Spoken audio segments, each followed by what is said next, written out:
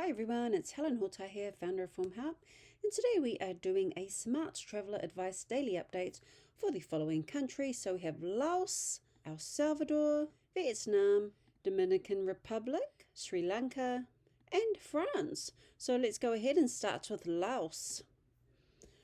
Okay, so this latest update is from the 13th of May and it's still current as at today, being the 14th of May, and it reads: Laos borders have reopened to international travellers. Australian travellers can obtain visas on arrival and e-visas.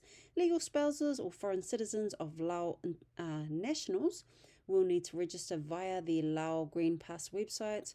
You won't need a COVID-19 test if you're fully vaccinated, and unvaccinated or partially vaccinated travellers over 12 years old will need to provide evidence of a negative COVID-19 rapid ATK test taken within 48 hours before travel, and you won't need to quarantine. So if you contract COVID-19 while in Laos, you'll be responsible for your treatment costs. Now, the Australian government does advise exercise a high degree of caution in Laos overall due to the impacts of COVID-19, and higher levels apply in some areas. And the advice levels exercise a high degree of caution in Laos and reconsider your need to travel to Xaizongbon province, east of Vang Vieng. Now, if you do scroll down below, there is more information there for you to read, and that is the latest travel update from the Australian government for Laos. Next, we'll go to El Salvador. El Salvador. Now, this was updated on the 13th of May and it's still current, being the 14th of May. And it reads: the state of emergency in place in El Salvador has been extended. And this is due to the continuing high number of gang-related crimes, including a high number of murders. Follow the advice of local authorities. And the Australian government does advise reconsider your need to travel to El Salvador due to the high levels of gang-related violence and crime and the impacts of COVID-19. And again, the advice levels reconsider your need to travel to El Salvador. And if you scroll down below, there is more information there for you to read. And that is the latest travel advice updates from the Australian government for El Salvador. Next, we'll go to Vietnam. Vietnam. So again, this was updated on the 13th of May and it's still current as at today, being the 14th of May. And it reads: we now advise you exercise a high degree of caution in Vietnam. COVID-19 case numbers have decreased considerably from a peak in Feb to March. You will need to isolate if you contract COVID-19 in Vietnam, and you will need to closely monitor your health if you're a close contact. Now, entry and social distancing measures vary between provinces and may change at short notice. Now, measures could impact your ability to travel and access essential services, so follow the advice of local authorities and monitor the Australian Embassy's social media for major updates.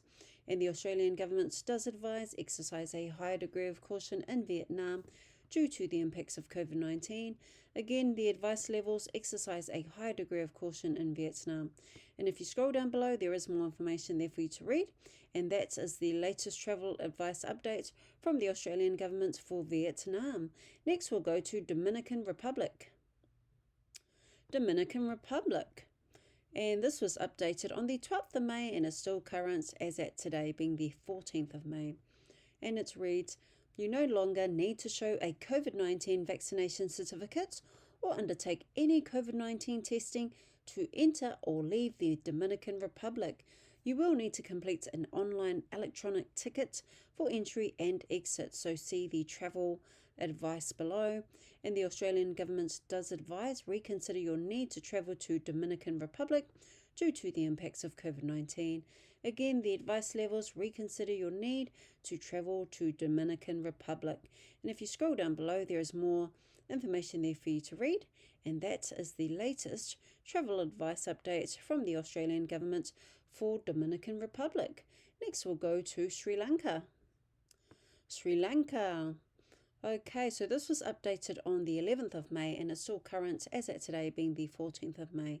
And it reads: we now advise you reconsider your need to travel to Sri Lanka due to the security situation.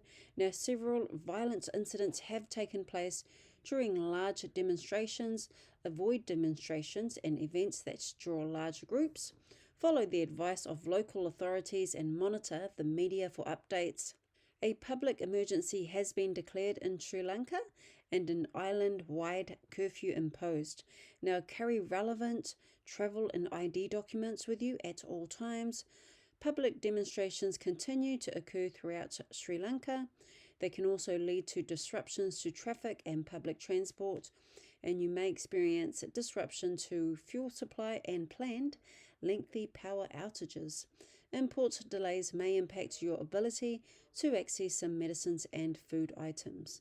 And the Australian government advises reconsider your need to travel to Sri Lanka due to the security situation. And again, the advice levels reconsider your need to travel to Sri Lanka. Now, if you scroll down below, there is more information there for you to read. And that is the latest travel advice update from the Australian government for Sri Lanka. And last of all, we'll go to France. So this was updated on the 11th of May and it's still current as at today being the 14th of May. And it reads, on the 10th of May 2022, the French Minister of the Interior announced increased security measures were to be put in place around Jewish places of gathering and worship following threats from the Islamic State group. Now continue to exercise a high degree of caution around these areas and more generally in France. Now authorities have extra counter-terrorism powers and may restrict your access to some places or search you. Now take official warnings seriously, and for more see the safety information below. Now COVID-19 requirements have eased. Mask wearing and presenting a health pass or pass sanitaire are only required in limited circumstances. Masks are required on public transport, and if you're vaccinated against COVID-19, you're no longer required to provide evidence of a negative COVID-19 test for entry into France. So see the travel information below. And the Australian government does advise exercise a high degree of caution in France due to the high risk of terrorist attack. And then the advice levels again, exercise a high degree of caution in France. And if you scroll down below, there is more information for you to read. And that is the latest travel advice updates from the Australian government for France. And that concludes our daily travel update for these countries. Thanks for listening. Don't forget to like and subscribe. Have a great day and keep safe wherever you are in the world. It's Helen Hortai, founder of Form Help, signing out. Have a great day. Bye.